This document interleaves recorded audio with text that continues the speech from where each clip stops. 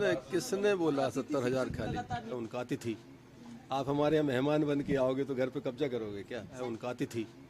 आप हमारे यहाँ मेहमान बन के आओगे तो घर पे कब्जा करोगे क्या? उनका अतिथि। आप हमारे यहाँ मेहमान बन के आओगे तो घर पे कब्जा करोगे क्या? मध्य प्रदेश के समस्त साथियों को नमस्कार। मैं रविकांत गुप्ता आप सबका बहुत बहुत स्वागत करता हूं। साथियों, माननीय शिक्षा मंत्री जी ने आज एक बयान दिया है कि आप मेहमान हो, घर में कब्जा करोगे क्या हमारे? ऐसे शिक्षा मंत्री जो अपने विभाग को सुचारू रूप से चला नहीं पा रहे हैं, वो हमें सवाल कर रहे हैं कि हम मेहमान हैं। आप पहले कल्पना करिए माननीय शिक्षा मंत्री जी कि आपके स्कूलों में आखिर नामांकन क्यों कम हो रहे हैं? बच्चे स्कूल छोड़ के क्यों जा रहे हैं? जिन स्कूलों में 4 शिक्षक 5 शिक्षकों की व्यवस्था पड़ती थी, आज वहां पे आप वहां से अधिशेष शिक्षक निकाल रहे हो। ये आपके लिए शर्म की बात होनी चाहिए, ये आपके अधिकारियों के लिए शर्म की बात होनी चाहिए, हमारे लिए नहीं। क्योंकि आपने स्कूलों को बर्बाद करके रख दिया। सरकारी स्कूलों में शिक्षक नहीं है, परीक्षाएं शुरू हो चुकी हैं लेकिन अभी तक शिक्षक नहीं पहुंचे हैं, और सवाल आप हमसे कर रहे हैं। हम मेहमान हैं, मेहमान आप लोग हो। 5 साल के लिए आते हो और जनता को मूर्ख बना बना करके अपना तिजोरी भर लेते हो और बाद में कहते हो कि हमने आपके भलाई के लिए ऐसा कर दिया।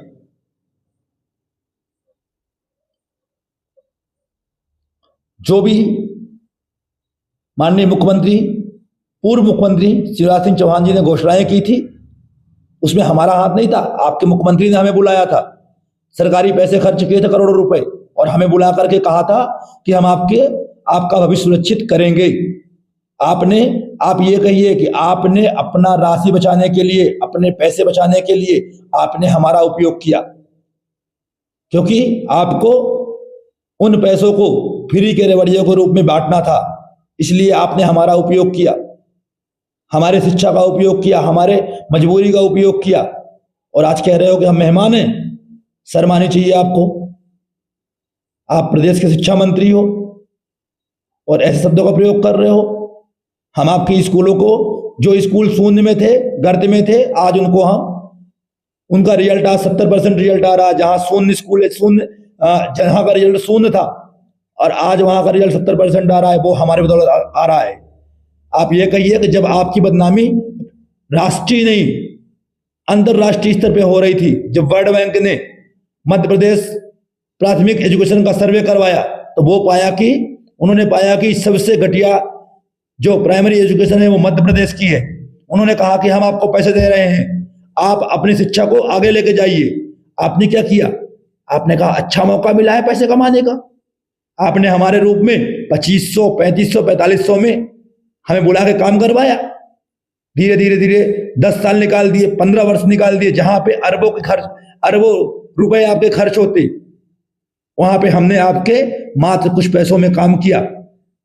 और आज जब हमारा भविष्य सुरक्षित करने की बातें आ रही हैं, तो आप हमें बता रहे हो कि हम मेहमान हैं।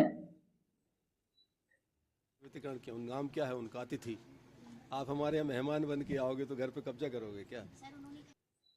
शर्म आनी चाहिए आपको। आप सार्वजनिक रूप से आकर के आप माफी मांगिए।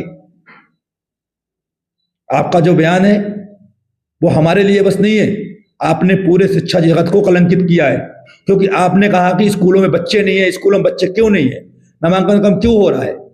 आप अपने विभाग में जो अधिकारी बैठा के बैठे हुए हो, जो प्रौढ़ शिक्षा वाले खुद कोर्ट से लेकर के, सुप्रीम कोर्ट से लेकर के आदेश बैठे हुए हैं और आज मनमाना आदेश निकालते हैं, वो सवाल करते हैं हमसे। जिनको शिक्षा विभाग के बारे में ABCD नहीं मालूम, आपने उनको पूरा प्रभार देके बैठा दिया है और सवाल कर रहे हैं कि शिक्षा का स्तर गिर रहा है मध्य प्रदेश में। वो आपके अधिकारियों के कारण सब कुछ हो रहा है।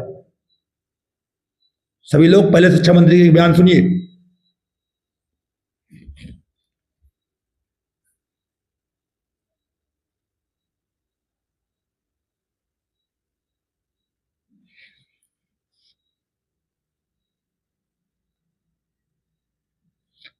आपके लाइफ में एक ही चीज रही है, राजनीति करना है धर्म के नाम पे, जाति के नाम पे, और जब आप बात आती है रोजगार की तो आप लोग बस उल बयान देना शुरू कर देते हो।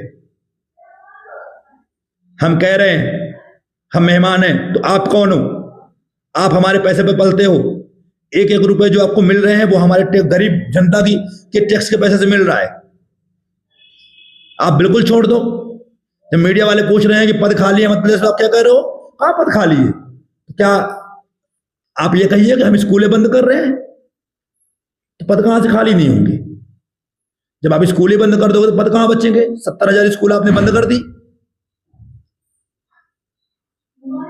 अधिशेष के नाम पे आपने पूरी स्कूलों को बर्बाद करके रख दिया। आप क्या कह रहे हो? अधिशेष शिक्षक निकल रहे हैं। क्यों निकल रहे हैं? क्योंकि आपने स्कूलें बंद की।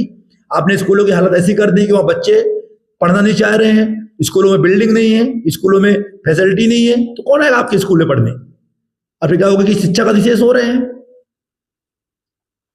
आप फालतू की चीजों में पैसे बर्बाद करते हो, कहीं कोई नियम, कहीं कोई नियम, कहीं कोई नियम निकाल के, और पूरी तरह से शिक्षा विभाग को खत्म करते जा रहे हो।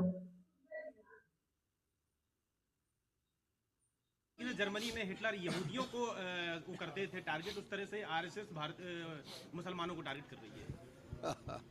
अब मुझे लगता है मैं क्या कहूँ, मतलब दिग्विजय सिंह जी को कितने बार इस देश ने प्रमाण दिए, प्रदेश ने प्रमाण दिए।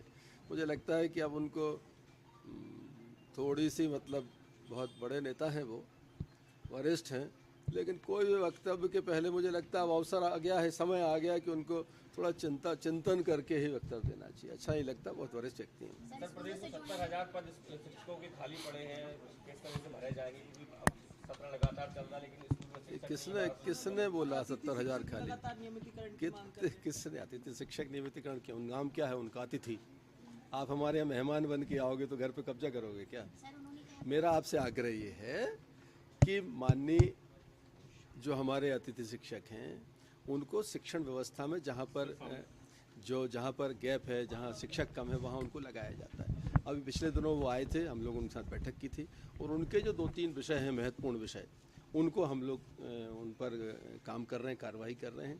और हमारी कोशिश होगी कोई अतिथि शिक्षक लगता है तो उससे पूरा एकेडमिक सेशन उससे काम कराया जाए, कि वो भी हमारा एक बेरोजगार नौजवान है और उसके हितों की रक्षा सर्वोच्च प्राथमिकता हमारी है, क्योंकि हमारे स्कूलों के संचालन में अतिथि शिक्षक की महत्वपूर्ण भूमिका है। और जब विभाग ये मानता है कि अतिथि शिक्षक हमारे लिए महत्वपूर्ण है, इसलिए उसको भी चिंता नहीं करना चाहिए। जहाँ तक उनके असंतोष की बात है, आप कल्पना करिए कि वो कहते हैं पिछले साल 68,000 अतिथि शिक्षक थे, इस बार हमारे कम बचे हैं। तो हमारा जो शिक्षक जहाँ बच्चे नहीं हैं वहाँ पर पदस्थ था, उसको हमने निकाल के जो खाली जगह हैं अतिशेष में वहाँ ले जाने का काम किया। हमने उच्च पद प्रभार की पोस्टिंग प्रमोशन करके करी। एक बार युक्तियुक्तकरण होने से 12 से 13,000 शिक्षकों की हमारी कमी की पूर्ति हुई। तो स्वाभाविक रूप से जहाँ पूर्ति हो गई वहाँ शिक्षक क्यों भर्ती करेंगे हम? वो संख्या तो कम आना ही है, और अगर हम करेंगे तो उनकी सैलरी कहाँ से देंगे? तो क्या है, विभाग को चलाने में, सरकार को चलाने में वित्तीय प्रबंधन और न्याय संगत चीज़ों का समायोजन करना पड़ता है, संयोजन करना पड़ता है, तब जाके चीज़ें होती हैं।